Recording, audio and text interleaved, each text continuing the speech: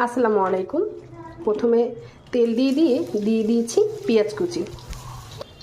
বেশ কিছু পেঁয়াজ কুচি দেওয়ার পরে দিয়ে দিচ্ছি একটু লবণ, পরিমাণ মতো রসুন বাটা, সামান্য জিরা বাটা,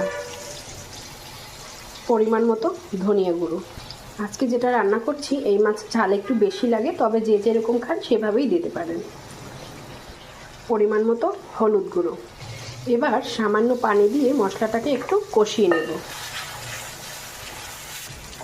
মশলাটা যখন একটু ভালোভাবে কষানো হয়ে গেল তখন আমি এখানে মাছের কলিজাগুলো দিয়ে দেবো। হয়তোবা এই মাছটা অনেকেই পছন্দ করেন না, আবার অনেকেই আমার মতো মজা করে খেয়ে থাকেন। কোথায় আছে এই মাছ খুঁজে বের করেন, তাদের জন্য হচ্ছে আজকের এই রেসিপিটা। জুলিয়ান কাট করে কিছু আলু কেটে নিয়েছি, এবার এগুলোকে এখানে দিই। আলুগুলোকে খুব ভালোভাবে কষিয়ে নিই। ফাঁকে আর একবার পানি দিয়ে কষিয়ে নিই। আলুটা যখন একদম মাখা মাখা হয়ে যাচ্ছে তখন কেটে এবং ধুয়ে রাখা কিছু বেগুন দিয়ে দিচ্ছি। বেগুনটা যখন চুপসে গিয়েছে তখন আমি দিয়ে দিচ্ছি কেটে এবং ধুয়ে রাখা চেউয়া মাছ, লাল চেউয়া। আবার এটাকে অনেকেই বলে লাল দর্গি, যে নামে চিনে থাকেন। আর এটা হচ্ছে কিন্তু শীতের শেষের দিকেই পাওয়া যায়। এই মাছটা কিন্তু খুব বেশি ধুয়ে নিতে হয়।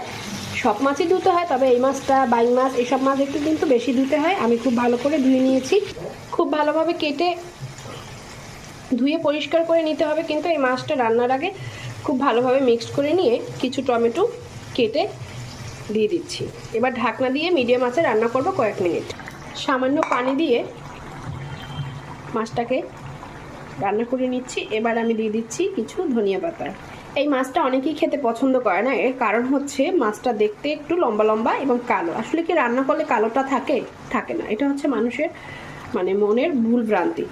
যেমন ইলিশ মাছের নিজস্ব একটা ফ্লেভার আছে, তেমনি এই মাছেও কিন্তু একটা সুন্দর ফ্লেভার আছে। আমার মাছটা রেডি হয়ে গেল। আল্লাহ হাফেজ, ভালো থাকবেন, সুস্থ থাকবেন।